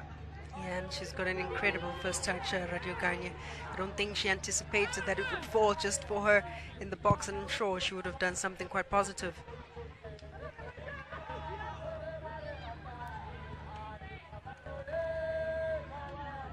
It's good work from Ratari just to get in the way. Again, the midfield battle being won here by Haj Mahmoud and the Tunisians. Good cross-field pass over there. But dealt with by Hao Fetogay. But there again, Tunisia pick it up once again. Here is Elouzi. She's got a chance to get a decent ball over. Goes high over the top.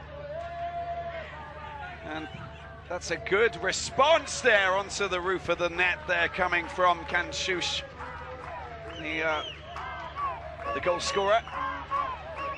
Great vision from Elouzi, choosing to go for the diagonal pass over the top, bypassing that defense of Botswana, finding a Kankush who's quite free, but I thought recycling it once again, just not many numbers in the box.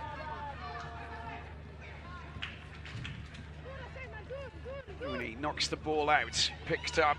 Botswana go again. He'll be turning into desperate measures soon with 25 minutes left to play.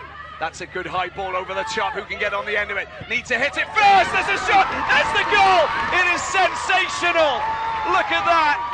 Unbelievable. Radio Canio gets the left-footed shot into the back of the net. Hurts herself in the process, but what a goal. An equaliser comes. It went over the top behind the defence. Didn't she do so well to get there first and hit that left-footed strike that beats the goalkeeper, Jabrani? Beautiful diagonal pass from Tanda. We did see Radio Kanye popping up on that far post. This time around gets one over Bahia. She shows great strength up against the toe Bahia. Drops that shoulder with the left foot and just guides it all the way into the goals. Absolutely sensational from Botswana.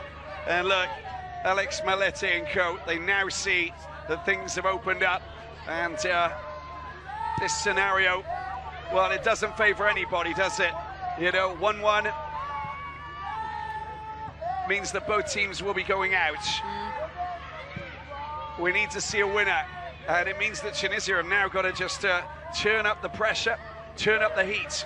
Botswana will try and build on this. There's a player down on the far side. Don't know if the referee's seen it. And here they go again. An opportunity. Pushing the ball. There's a chance for a shot. It's a rasping drive there from the right-hand side coming from Undlametsi. Can't get it on target. She got behind it though. Yeah. Unleashing a powerful shot, that is Metsi. But look at that surging run from Tanda coming from that centre-back position. Driving forward, beautiful touch to create that opening and space for herself.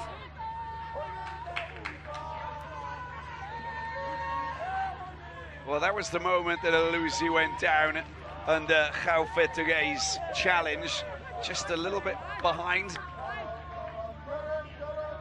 And again, we talk about the heels, you know, and just the click of the heels, the challenge going in. They're so sensitive, you know, all of the tendons and the muscles around the heel. And it's, you know, we always talk about footballers, you know, with knees and everything, but the ankles and the toes. You mentioned the toes, of course. You keep on mentioning the toes. Yeah. Keep the twinkle toes safe, Amanda. That's what they say. And I don't mean to brag or anything, but a lot of people, when they see my toes, if ever, they're like, were you ever a soccer player? So I'm still glad my toes are still intact.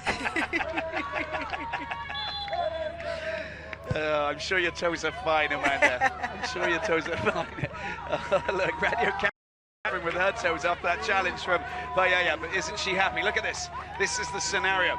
Nigeria with 7 points. Algeria with 5, Tunisia with 2, Botswana 1, Nigeria, Algeria playing out a draw at the moment, obviously, is going on that scenario there.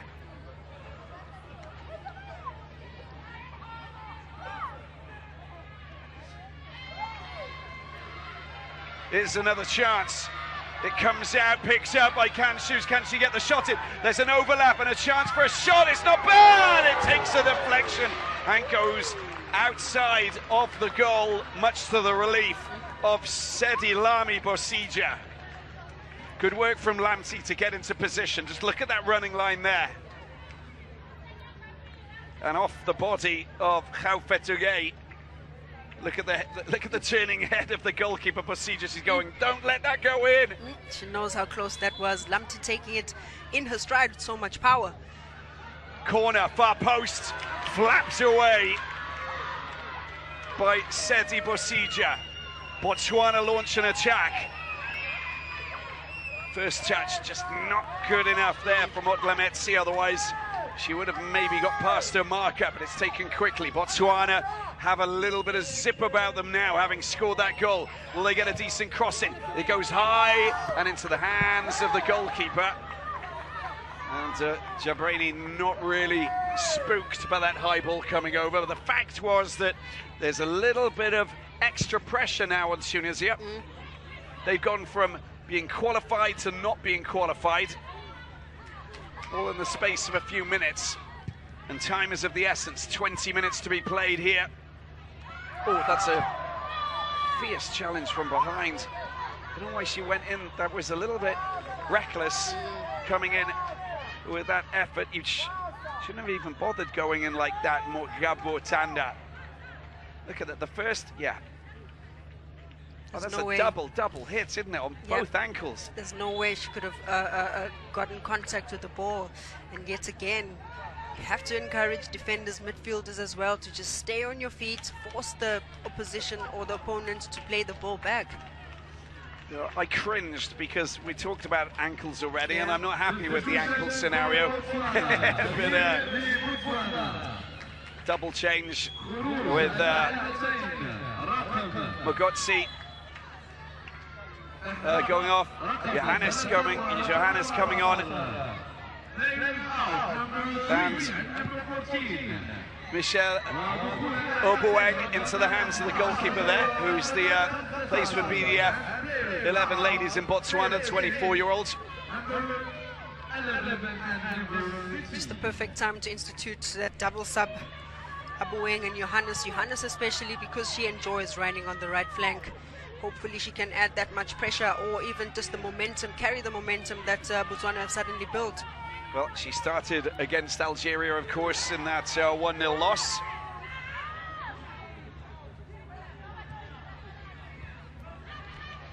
It's turned into a frantic affair, don't you think, Amanda? I know that there's a lot of fouls, a lot of challenges, and you know that might turn it. It can go against both of these teams because you lose a player, and that's going to be a little bit complicated. And we've got a handful of yellow cards. You can see by the possession there that, you know, it's all up for grabs. Another player for Tunisia down from another challenge, and more concern.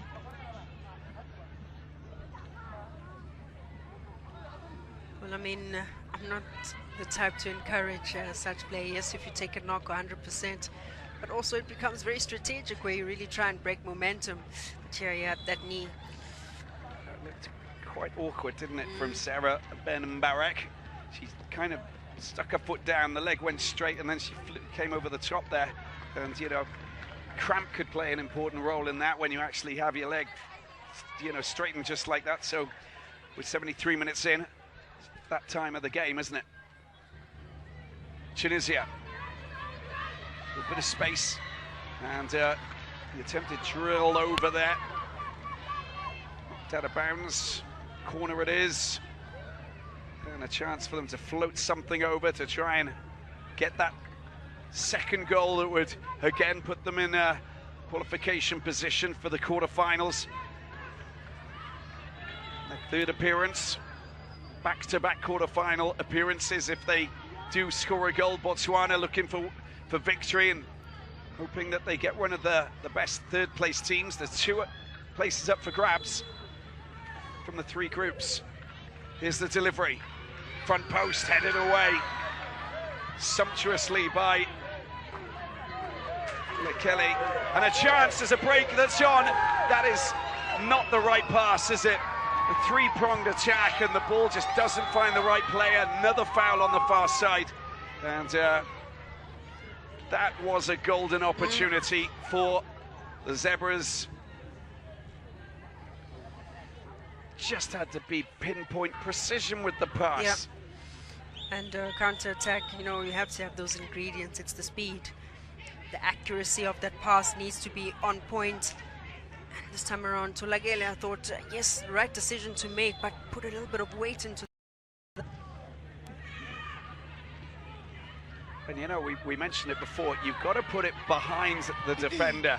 In front of the goalkeeper, behind the, you know, in front of the goalkeeper, behind the defender. Get the defenders to turn. Take them out of their comfort zone.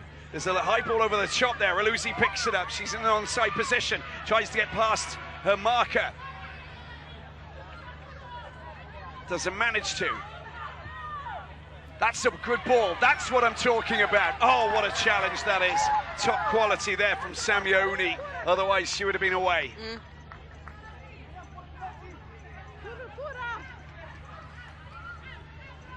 15 minutes to go. Throw in.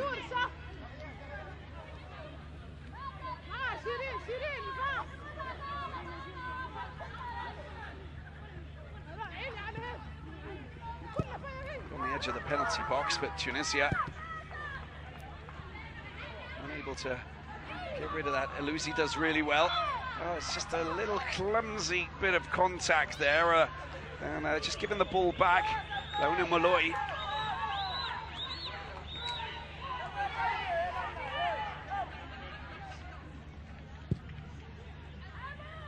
High ball over the top once again. That's a little foul. Well, if it's not at one end, it's up the other. Beaya is responsible for that. Just a little bit too hard underneath the referee's radar. There's the hands, little push. That's all it took on Radio Canio. An interesting battle between the two. It's almost like a mismatch in size, but very competent oppositions at this moment. Well, that's well battled for. In possession, you can see that Abassi goes down, but again, those passes, they're just going to no woman's land. Well, that's a good call. Sedi Wasija coming out. She saw that it was in her realm and she needed to deal with it.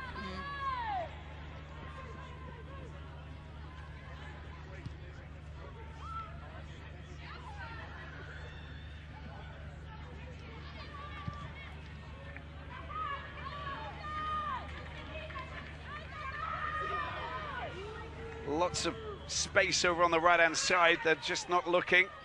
Tolakele is just unmarked. Two players, stretch it out wide, move it quickly. That's what they've got to do. And Algeria and Nigeria battling it out. Just on the other side of Casablanca at the same time, of course. And free kick it is for Tunisia.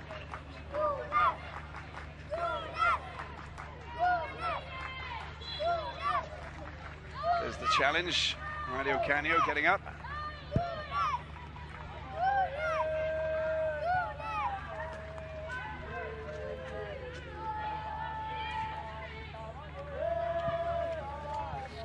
Nice control there from Samioni. Sends the ball back down very quickly to Sabrina Luzi. Trying to thread the ball through, does really well. Oh, that's just not the right touch there from Kanchouch, and it's dealt with at the back.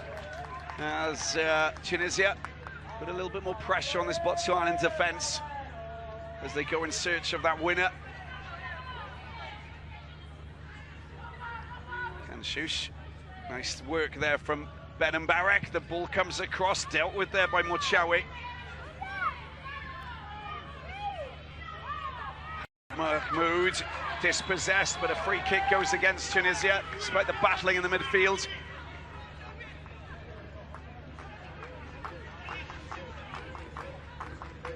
Good pressure from Ratari, just making sure that the midfielders don't get that space to play the ball.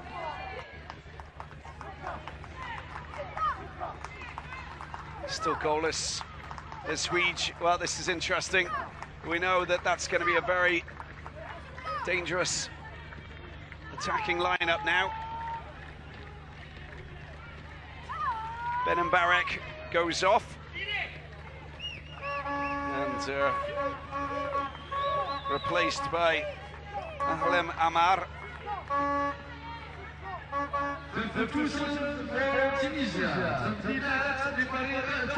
And Kanshus going off, that's the goal scorer.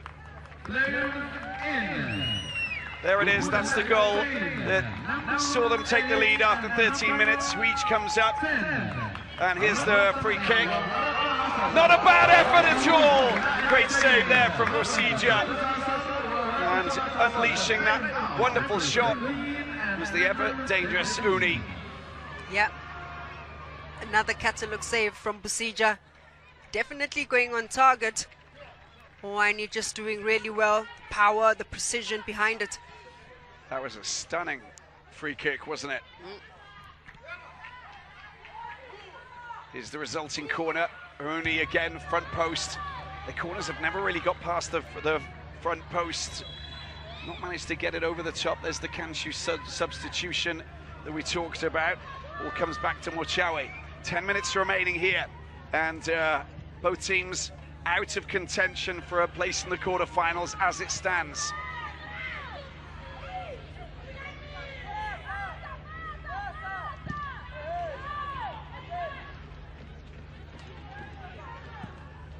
Into the midfield, picks up.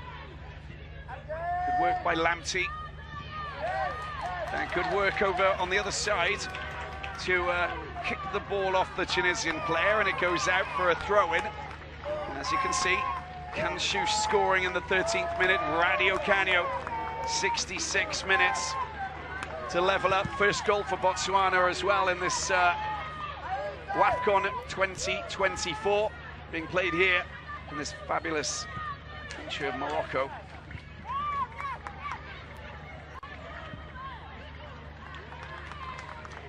Smashed out of bounds. Yeah, to Tibby. It's going to be a throw-in.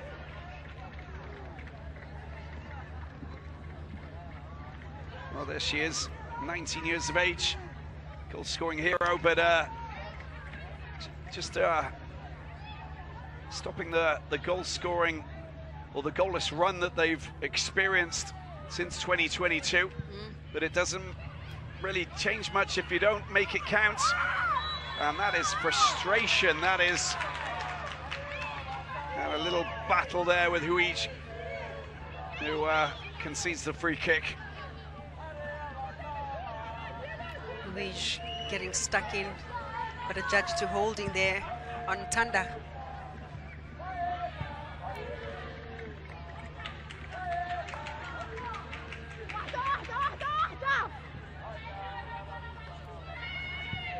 The through ball, not bad. A little bit too far. It's just going to run out over the line. Lametzi.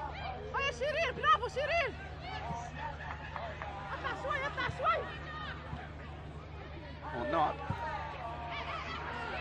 Botswana in the midfield. They go again. This is much better. I wish they'd have started playing like this. That's wonderfully done. Look at the shot that comes in. It's gone wide. But the idea was a good one. I like the way that it was just a set-up.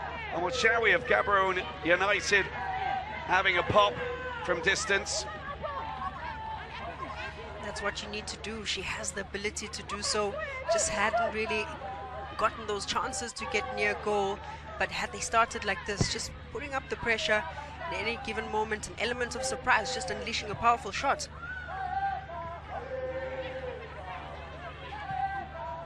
Back to the goalkeeper, Wasija. She'll send that up once again. 6 shots for Tunisia, 17 for Botswana.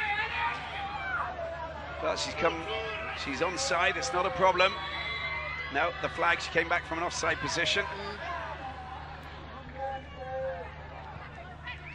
And of course, South Africa, top of the pile after 2 games in Group C.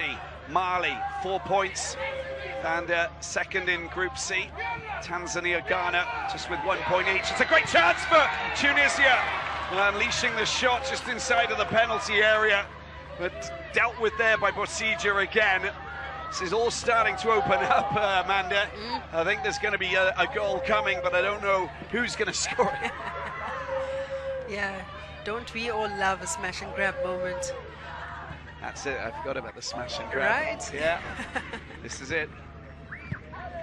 Nice control, the shot. Turn and an effort there coming from Tulekele. Just couldn't keep it down, couldn't get the target right. That's what she does. She can score goals like that, and when they go in, they're absolutely top-notch.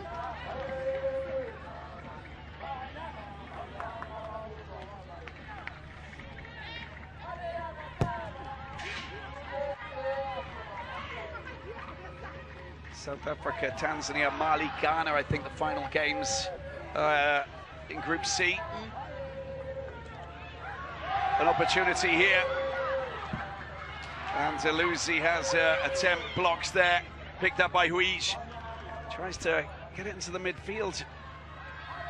Again, the control and a chance. This has gone, oh, well done. That was brilliantly intercepted by Abassi.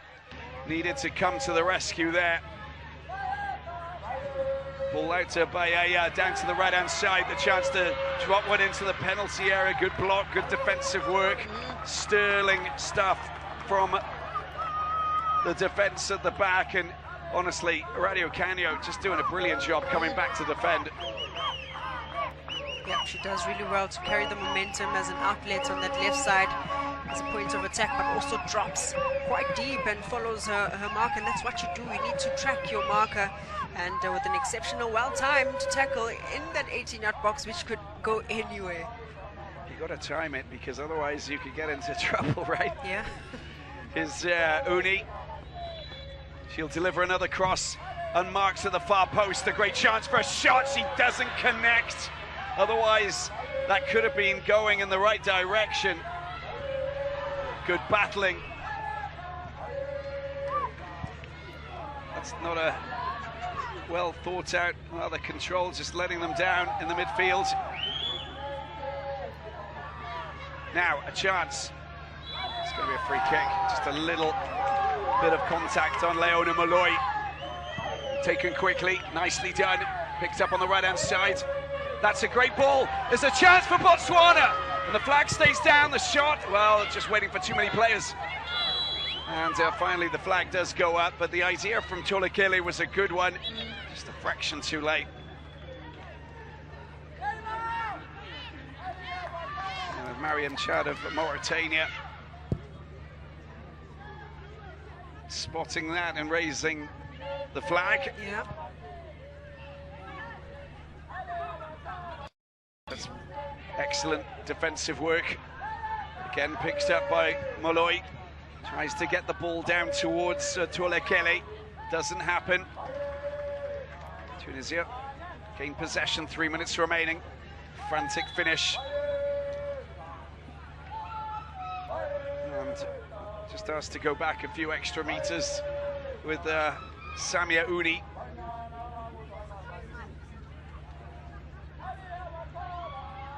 Nice little back heel, sneaky. Well, that's just too easy. Tunisia pick the ball up into the penalty area. It's there for the taking. It's been teed up. Alusi with a shot. Great save.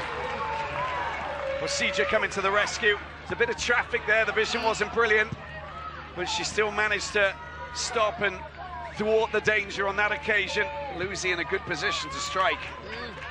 Keeping her eye on the ball with all the traffic in front of her, does really well. Taking it quickly. There's urgency about their game now. Urgency about both teams and what they want to try and do here. Nice work there from Malloy. Good turn as well onto the left foot. Who's going to take the shot? Who's going to pick it up? That's a nice shot. It's a good effort. Wow, look at that from Ratari. Dealt with there by the goalkeeper Jabraini, but it was kind of whizzing off to the right and difficult to handle, in fact, and that's the reason why she spilt it and goes out for a corner. Yeah, that had top bin written all over it. Ratari does really well just to go with an inside step to try and cushion it in the top corner. It's a corkscrew drive, wasn't it? Picked up now for a corner.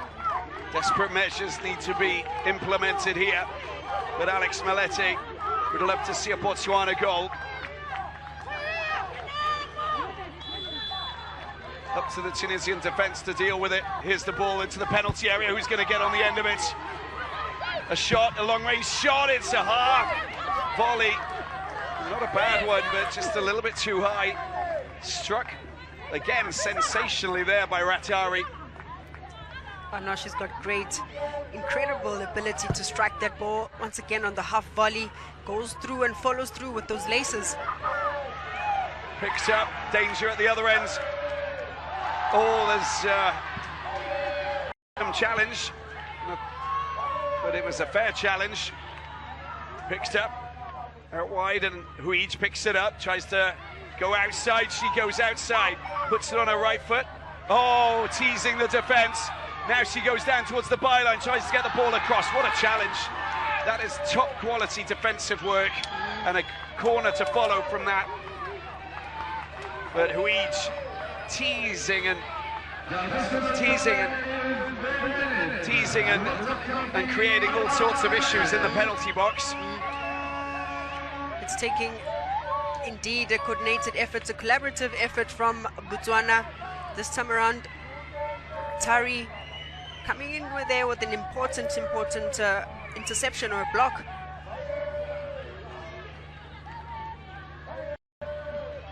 Abassi in position, everybody in position. Tunisia looking for the goal. We've got 4 minutes of added time, as you can see. Here's Haj Mahmoud on the cleared ball before it gets anywhere near any teammates of hers. Then Abassi races over. She understands the time is of the essence for Tunisia. Long throw into the penalty box. Oh, that's a shot that comes in, but that volley really did hit, I think it's Haufetouge quite hard. She goes down. She took the full brunt of that attempt at a shot, and the follow-through knocks her down to the ground. And I don't know where she got hit, maybe in the chest or something, but at this time of the game, of course, it's going to hurt even more.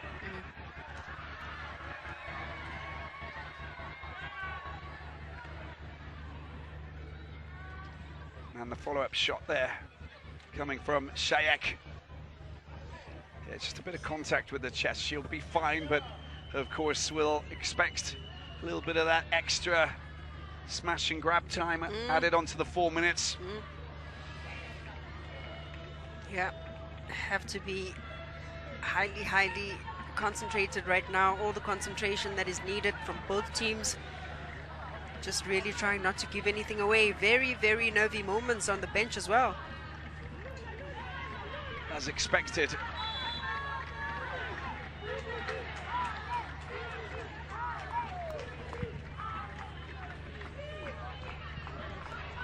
Good opportunity. Does the flag stay down? I think it does. It's over there. Ratari. Yes, in the back of the net. They've scored the goal. Look at that. On Lametsi. But the flag goes up on the heads and the hands. Botswana. We're on the cusp of a mega celebration there, trying to beat the offside trap. It's not much in it, but I think it's the right call.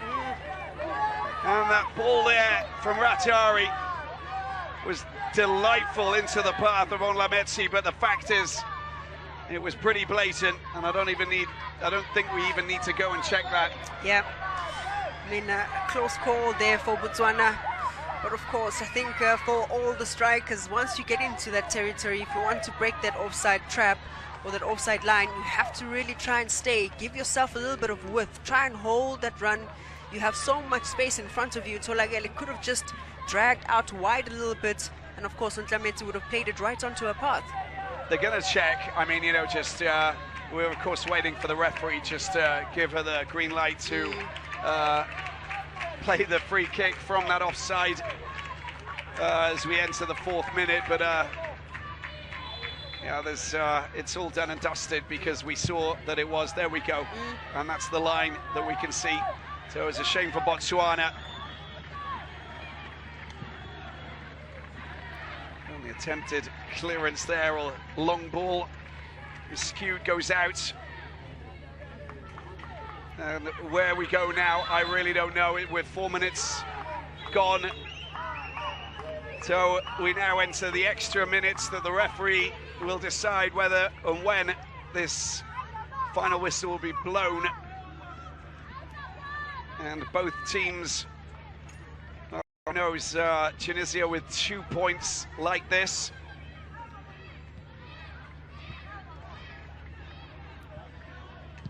Well, that's a good ball. This is better. And Tulakele.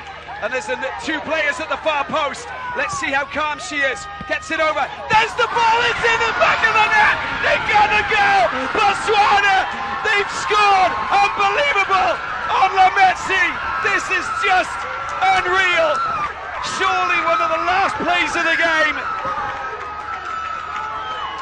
They just had a goal ruled out for offside. They've just found the same markswoman to score the goal.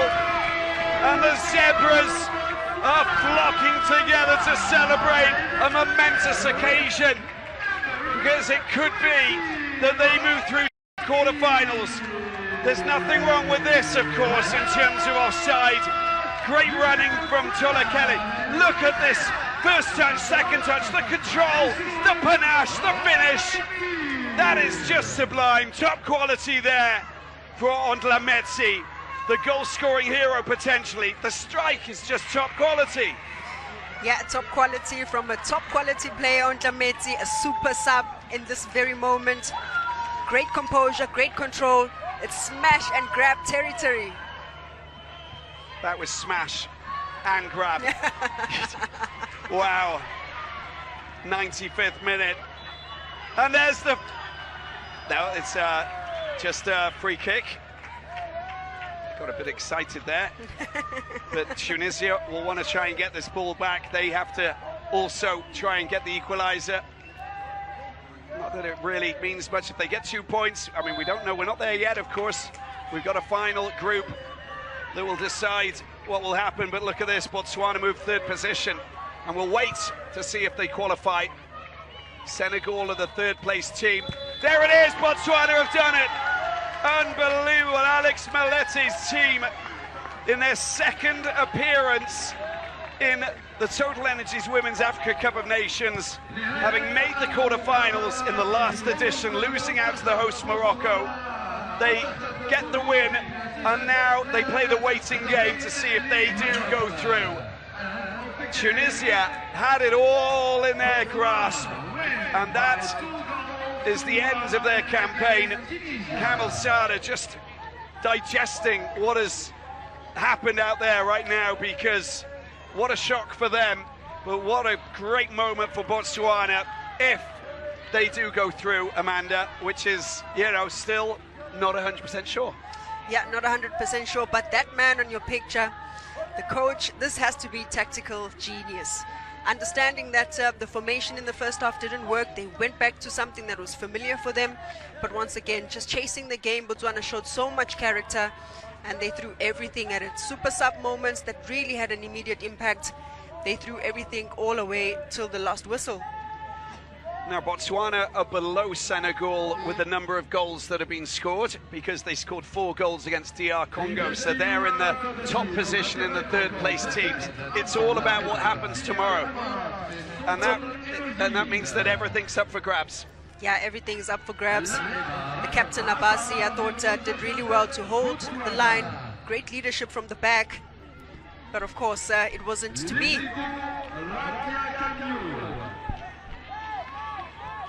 And the final score, Tunisia 1, Botswana 2.